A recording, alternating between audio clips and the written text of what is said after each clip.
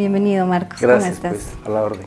Marcos, si yo me diera la tarea de presentarte, creo que me robaría muchos minutos, así que me gustaría que tú mismo te presentes y que en lo posible trates de describirnos de alguna manera al Marcos niño, al Marcos joven, hasta llegar a ese Marcos actual que, bueno, sigue escribiendo capítulos muy importantes para la historia del cine boliviano.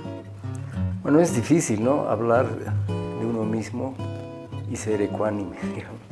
Yo tenía una infancia feliz, relativamente normal.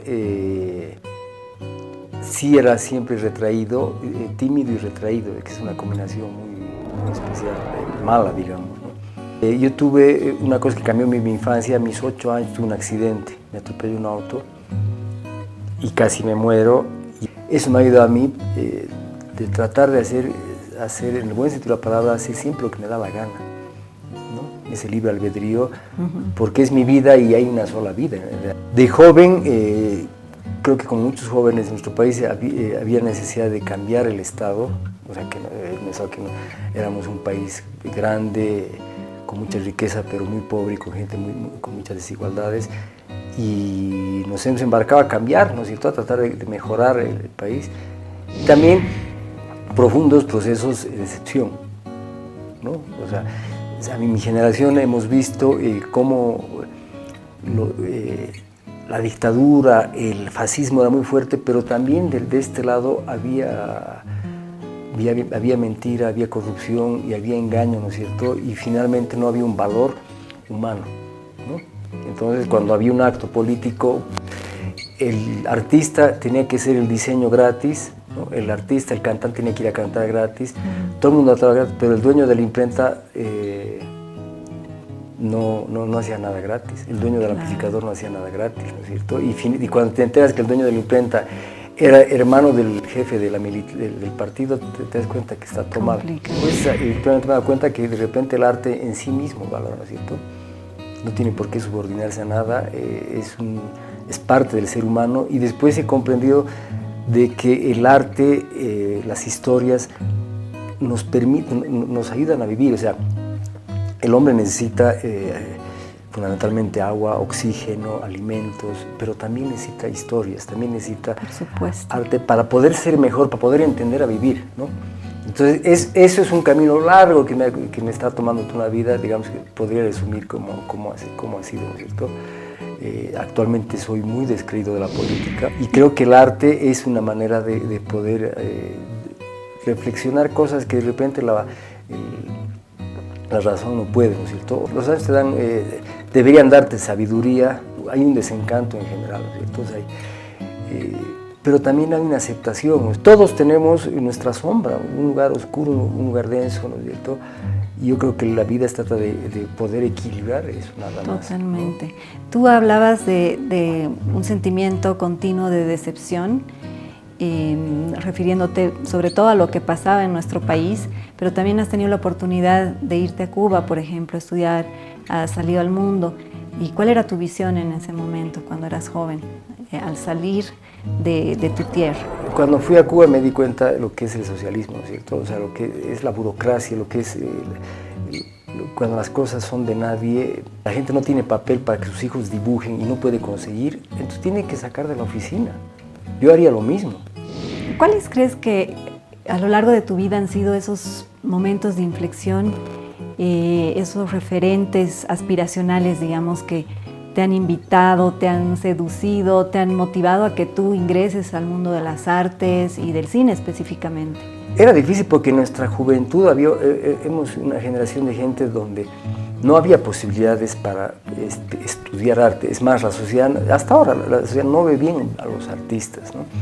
Que consideran que es una especie de mártires que tienen que sacrificarse y que están destinados a la pobreza, al fracaso. Ante el fracaso que van a tener en sus vidas, lo único que tienen acceso es a la gloria, ¿no? Y de alguna manera hay esos resabios del romanticismo mezclados con la militancia de izquierda, ha creado ese tipo de artista que tienen que ser pobre, tienen que ser borracho, tienen que ser bohemio, tienen que ser rebelde, tiene un montón de cosas. Un estereotipo tremendo. Un estereotipo que nos ha, sí tiene valores, pero también nos ha, de alguna manera, no nos ha permitido desarrollarnos, ¿cierto? Y yo creo que se puede hacer, o sea, yo hago arte y espero el respeto que por lo que hago, el mismo respeto que yo tengo con un señor que trabaja en el banco. Por supuesto. ¿No? Con un señor que es zapatero, o sea, porque cada uno hace en la vida lo que más puede y le gusta y hace aquello, ¿no es cierto? Lo mío no es... Yo trabajo todos los días, o sea, y he dejado de hacer muchas cosas divertidas en la vida para poder trabajar. Como cualquier empleado que tiene que estar a las 8 de la mañana en su oficina, yo trato de todos los días dibujo, todos los días escribo, todos los días veo cine. Hay una responsabilidad que uno tiene en la vida, ¿no? Desde joven uno nace con ciertos dones y ciertas deficiencias y en la vida trata de... Innatas, vales con eso. O sea, los chicos que juegan fútbol tienen una visión espacial y un manejo del cuerpo más, pues, desde niñitos. Así es. Y a mí me pasa lo mismo, ¿no es cierto? Yo soy muy visual, ¿no? Desde niño soy visual y he hecho muchos conceptos. Y me he dado cuenta de que hay ideas de que solamente los puedes decir con imágenes. Cuando yo estaba en la universidad, ¿no? Sí estaba en las reuniones, pero al final para mí era más fácil diseñar los logotipos, tirar las consignas, o sea, la parte creativa, ¿no? O sea, siempre en cualquier núcleo termino en la parte creativa y en la parte artística. Si nos remitimos únicamente a lo que es tu producción cinematográfica, ¿hay alguna película o más de una que tú sientas que ha marcado, digamos, momentos épicos a lo largo de tu trayectoria hasta el momento? Porque sabemos que todavía queda mucho por recorrer. La primera cuestión de fe, porque es una película, ¿no es cierto? Yo antes había hecho todos los géneros, incluso he hecho videoarte, video experimental, ¿no? Y finalmente he optado por hacer un largometraje como yo pensaba que tenía que hacerse. Yo he peleado, no solamente porque la parte que es racional de conseguir la plata, que no me daban la plata, que no nadie confiaba en mí, todo aquello, pero también en los términos artísticos. Yo confiaba mucho en el guión y la gente que le daba al guión me decía, no funciona, no pasa nada, no es un guión que esté... No. Yo he seguido, ¿no es cierto? El título era perfecto porque yo una fe en el cine, una fe en lo que estaba haciendo. Y cuando se acabó la película, para mí no fue una sorpresa, pero para la gente sí, porque yo sabía que iba a funcionar, yo sabía que tenía todo. O sea, me pasaba mucho tiempo reflexionando cómo tendría que ser el cine que yo quería hacer y era así. Entonces ha sido una cosa importante, cuestión de fe, yo creo que es la que más satisfacción me ha dado en ese sentido. Pero todas mis otras películas siempre pongo esa, hay algo que me estoy jugando la vida, ¿no es cierto? O sea, yo tengo ideas, de repente es más fácil hacer un camino y trabajar sobre lo que sí funciona, ¿no? Pero por mi carácter de rebelde, esas cosas, yo siempre he tratado también de buscar en caminos de incertidumbre, que de repente pueden funcionar, de repente no pueden funcionar. Se necesita valor para eso y es un riesgo que... Mucho valor, sí. Que cuando haces eso ganas y pierdes, ¿no? Entonces, cada una de esos trabajos tiene esa carga de apostar por algo fuerte y valoro eso, ¿no es cierto? Y representan pedazos de mi vida también, ¿no es cierto? Y además, yo creo que mi próxima película va a ser la mejor. Cuando veo cuáles de mis películas, yo sé los problemas, sé los errores que tiene, sé las dificultades. Soy más crítico que mucha gente que se imagina, ¿no es cierto? Y a veces, cuando alguien me pregunta la opinión de su trabajo, quiero ser tan crítico como soy con mis obras y se ofende la gente, ¿no? Eres duro, entonces. Soy duro, puedo ser duro, ¿no? Y dentro de esa autocrítica, ¿tú crees que haya habido alguna peli que, por ejemplo, te haya dejado ese sabor de frustración o de insatisfacción? No, pero todas tienen esa cosa de que podía haber sido mejor. Todas las películas tengo cosas que cuestionar, ¿no es cierto? Tienen una cosa, un punto que les da la calidad que tienen, que están hechas con mucha honestidad artística y con entrega, ¿no es cierto?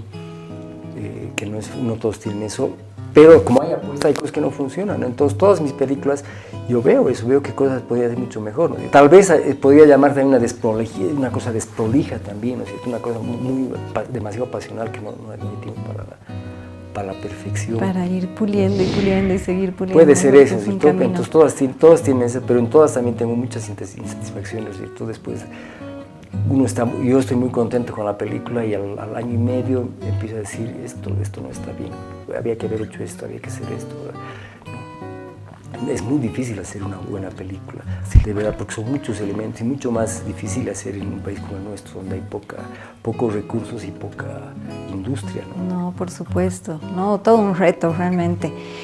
Yo personalmente te ubico en un diálogo muy cercano con ese cine introspectivo, más reflexivo, y también te veo muy cómodo con el cine más abierto al mundo, más globalizado. Pero ¿tú dónde te ubicas? Yo creo que trato de hacer buenas películas, ¿no? Ahora, la industria es más fácil, hay un término que le llaman art house, ¿no? O sea, es un cine de autor de alguna manera, Sí. no es un cine comercial, pero yo valoro mucho que la gente paga su entrada. O sea, si la gente está pagando 30, 40 pesos su entrada, lo mínimo que te puedes darle es dar lo mejor de ti, ¿no es cierto? No estafarlo. Hay un respeto del espectador y eso supone que no lo tienes que aburrir. Necesitamos historias, necesitamos mitos, necesitamos héroes, necesitamos fantasías, tenemos que construir todo lo que hace la cultura, que no lo tenemos, ¿no es cierto? Tenemos sí comida, tenemos baile, pero el erotismo no tenemos. ¿Cuál es el erotismo boliviano? No existe. ¿Cuál es el humor boliviano? Más o menos. Eso es lo que necesita Bolivia y creo que eso es más importante ahora que darle una obra vanguardista, ¿no es cierto? Yo siempre he sido respetuoso con el cine, creo que hay que... O sea, lo mejor que puede pasar es cuando la gente paga su entrada y al salir te da las gracias. Claro. De eso se trata. Yo por eso, alguna vez dije, mi responsabilidad social es tratar de buscar la excelencia en mi obra. ¿No? Eres un artista y un talentoso, bueno, nato, ¿no? Sabemos que además de tu faceta como director de cine, como guionista, como productor, tienes otras facetas artísticas y otras pasiones también. No sé si nos puedes hablar un poco al respecto. Bueno, la verdad que yo creo que el arte, en ese sentido soy más renacentista, ¿no? El arte es uno solo, ¿no? Porque además hay una correlación.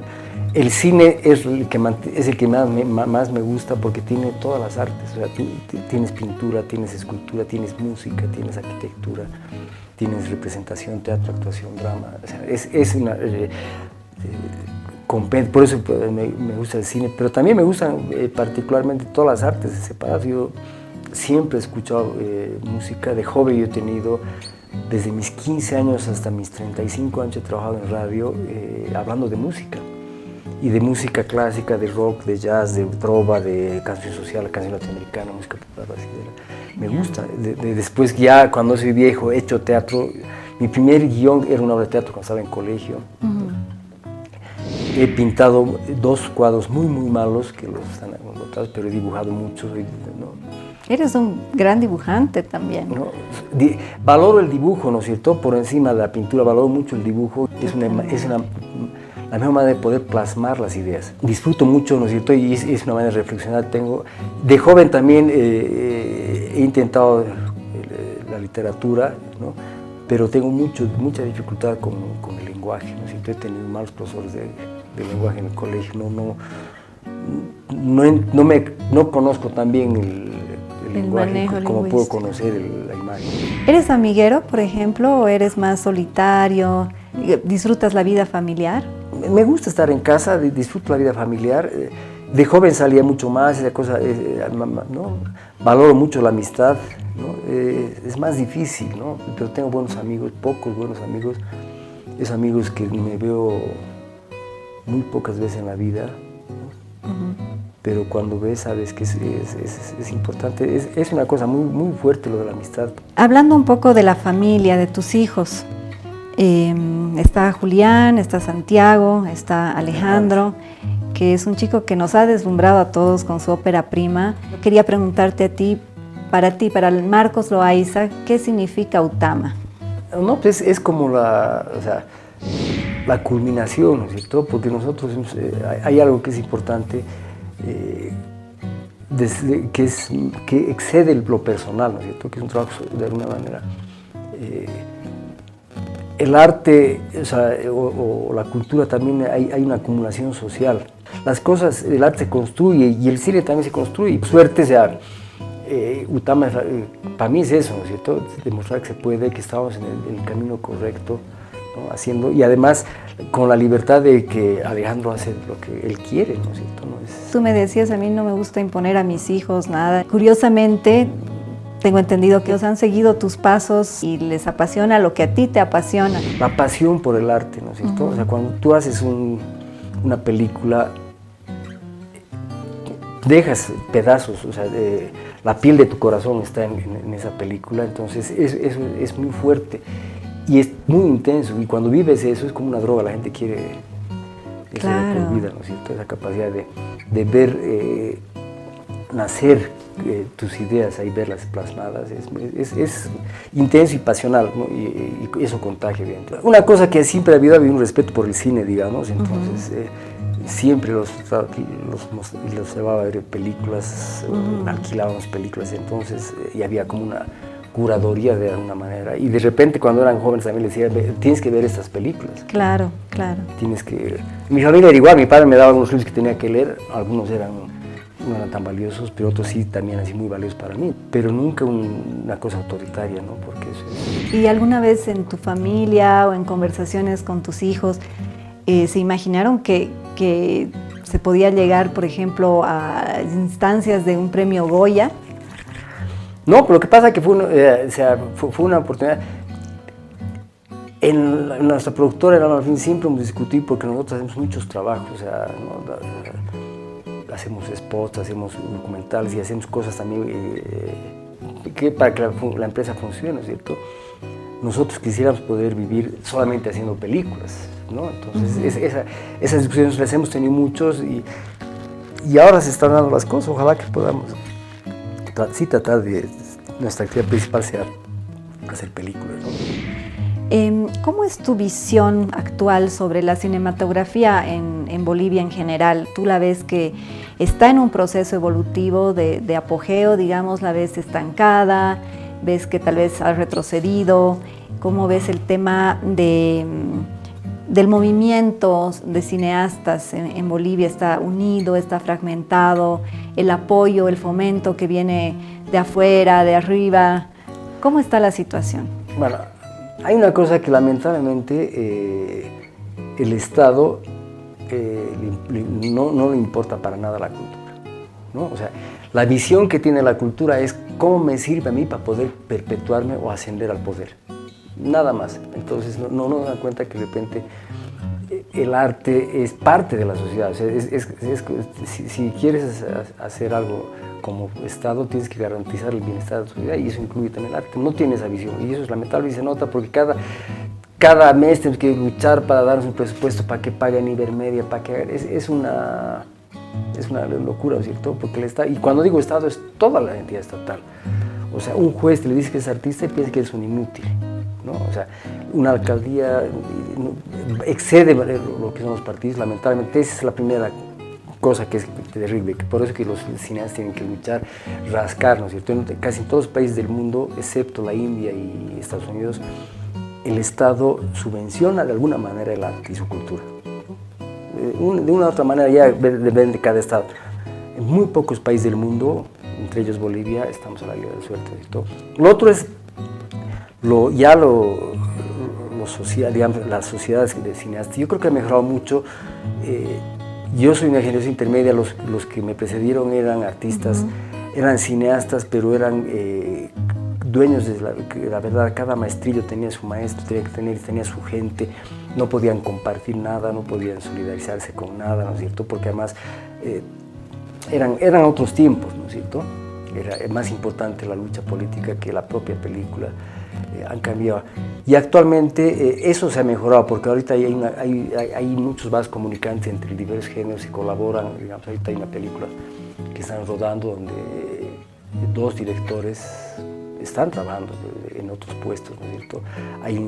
Se comparte información, hay gente que está queriendo ser colectivo, que trabaja de manera colectiva.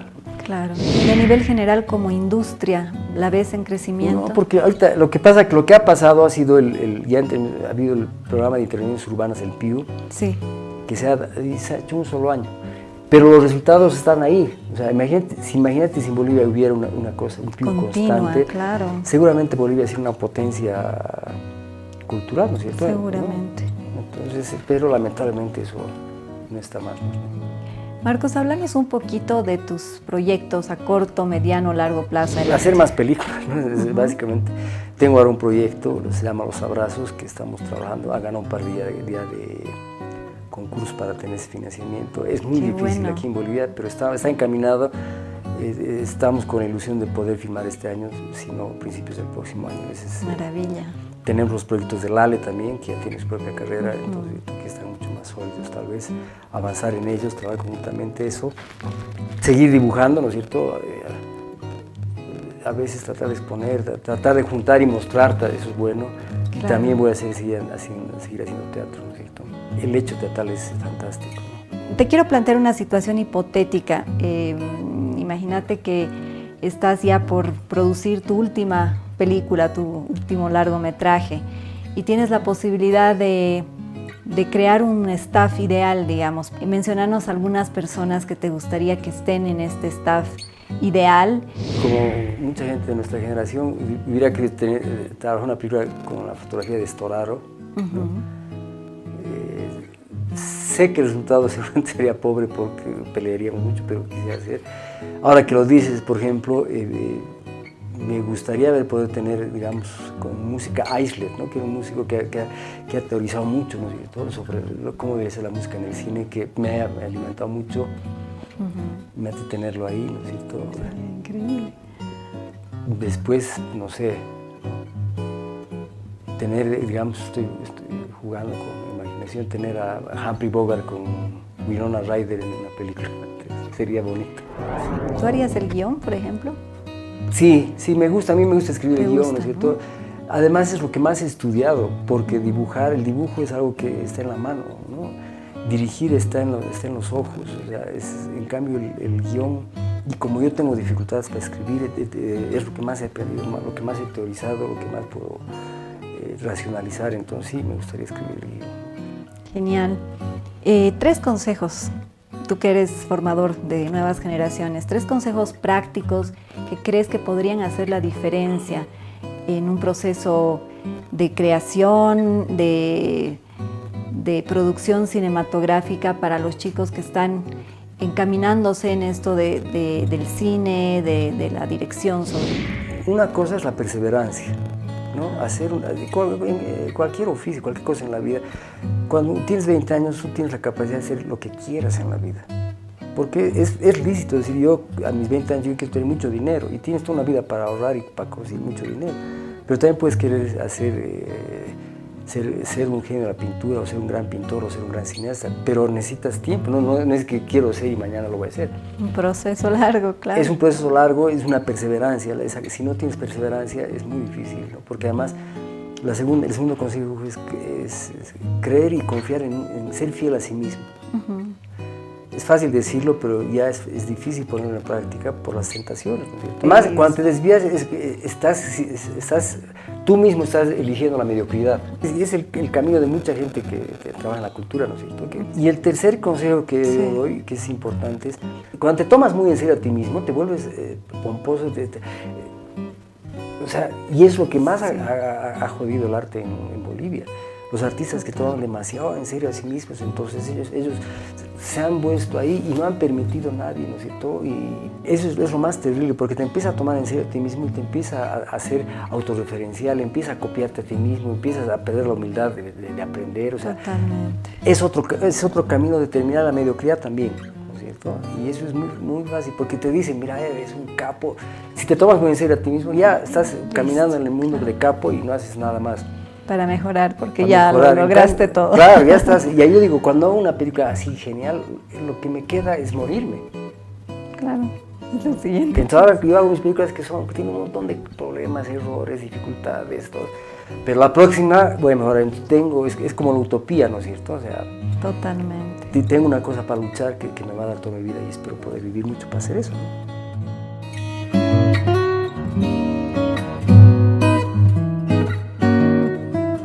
Erika Ewell te pregunta cuál es la relación que existe entre tus dibujos y tus películas, y además apunta, los dibujos de Marcos generalmente son seres mixtos e imposibles. Es que yo creo que cada arte tiene su lugar, ¿no es cierto? En el cine hay cosas que pueden hacer, hay cosas que no pueden hacer, en el dibujo hay cosas que se pueden hacer y no se pueden hacer. Y yo trato de separar, ¿no es cierto? Cuando me piden que haga un dibujo, tú me das, te va a pagar $1000 el dibujo, lo hago mal. ¿No? Me pongo así puta nervioso, así con todo, y quiero hacer bien. Entonces, en cambio, yo dibujo más para mí. Ya, claro. ¿No? O sea, creo que la capacidad artística que puede tener un dibujo mío es esa, de que lo hago exactamente para mí, y si no te gusta no me importa, ¿no es cierto? Claro, sin un patrón, una presión. No quiero vender ninguno de mis dibujos, no quiero que esté en ninguna antología de dibujos, no quiero cambiar la historia del dibujo, no quiero hacer nada, ¿cierto? Cuando haces una película tienes un montón de condicionantes que desde la primera que tienes que devolverla, o sea, tienes que claro. Hacer algo con la plata, no puedes recibir una plata y no hacer la película, hacer una cosa totalmente, ¿no? Hay una responsabilidad que si tú recibes un dinero tienes que por lo menos garantizar la cantidad de espectadores, ¿no? Y es diferente, y además cuesta tanto hacer una película que sería irresponsable de hacer una cosa egoísta, porque es para mí nomás. Tú te debes al otro, al espectador, ¿cierto? En cambio, en el dibujo está ahí, y si la gente quiere ver el dibujo, hay gente que no le gustan mis dibujos, ¿no? Hay gente que me dice, es que me inquietan, me molestan, ¿no? Hay gente que adora mis dibujos, pero me han dicho, no puedo tener unos dibujos en mi casa. Claro. Porque son horribles, son bestias, son cosas imposibles, ¿cómo va a tener? Yo prefiero tener, ¿no? Entonces el dibujo son ámbitos diferentes, y además hay una cosa de que cuando estoy haciendo una película dibujo mucho, ¿no? Es una cosa que me ayuda a reflexionar cinematográficamente el dibujo, y viceversa también, ¿no es cierto? Claro, entiendo. Cuando estoy dibujando estoy pensando cosas de las películas. Entonces, por eso es la libertad que a mí me funciona bien. ¿Y alguna vez has pensado o lo has hecho, unir o introducir en alguna película algo de tus dibujos? Mira, sí, siempre hay algo, pero yo te cuento, o sea, yo quería ser, cuando era muy joven, yo no quería ser cineasta, o sea, no aspiraba, yo quería hacer películas de dibujos animados, ¿no?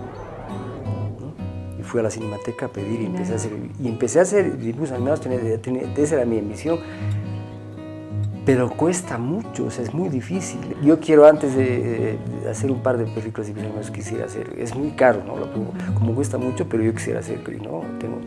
Hay todo un universo que yo he creado de los dibujos que podría hacer, pero a ver si se da la posibilidad, ¿no? Ah, es otro proyecto, sí. Muy interesante, vamos a estar atentos.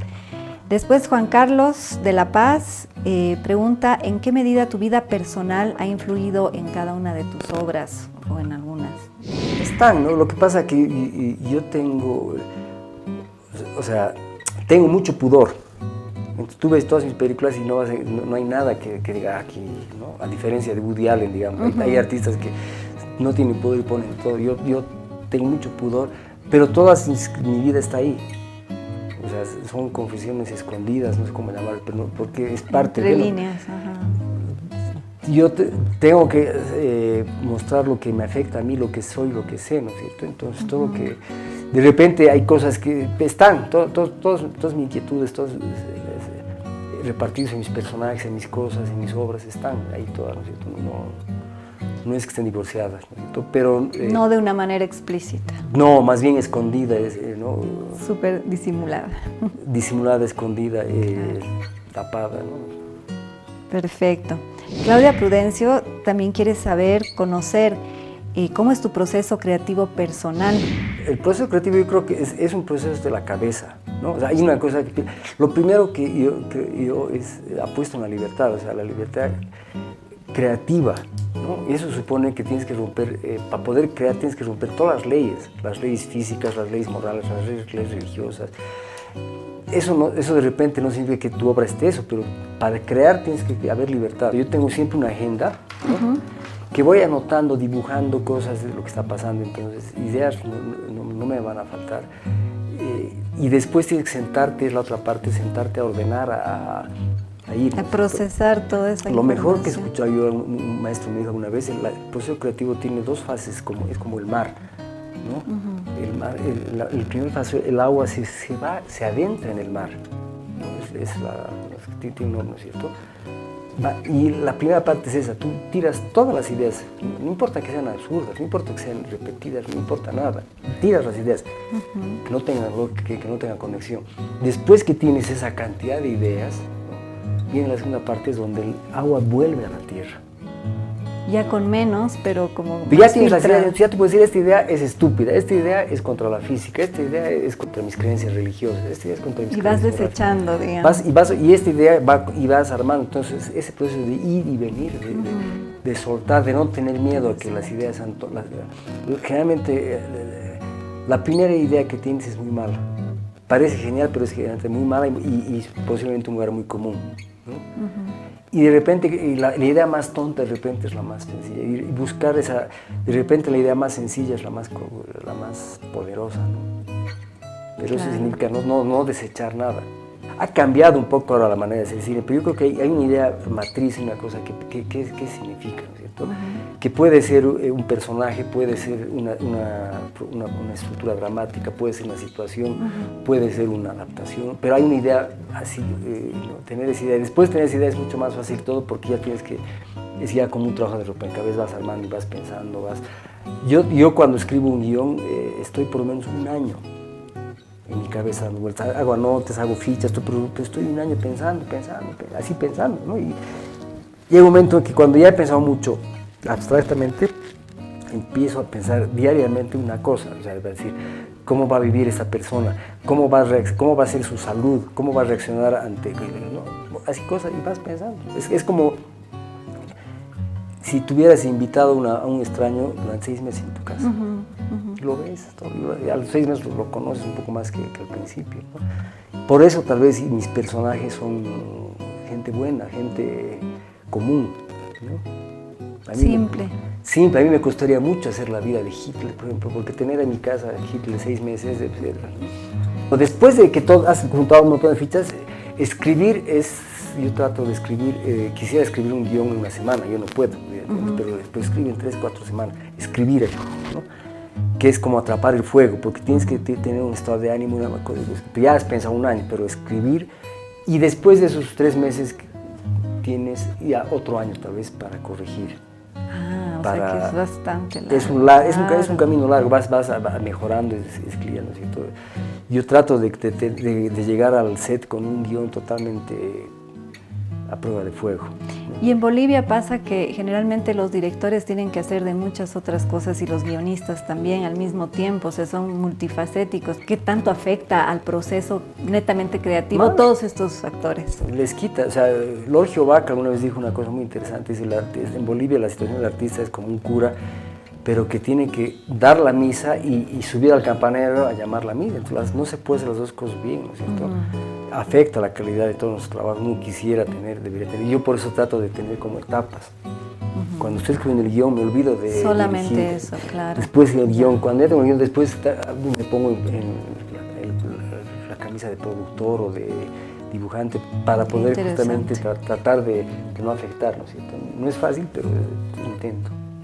Interesante, Marcos, todo lo que nos dices. Para mí es realmente un deleite, un disfrute escucharte de un hombre aparentemente introvertido, callado, pero tiene tanto que decir, tantas historias que contar. Y bueno, esperamos seguir disfrutando de nuevas películas tuyas en un futuro cercano. Así que gracias, esto ha sido Trascendentes y hasta la próxima.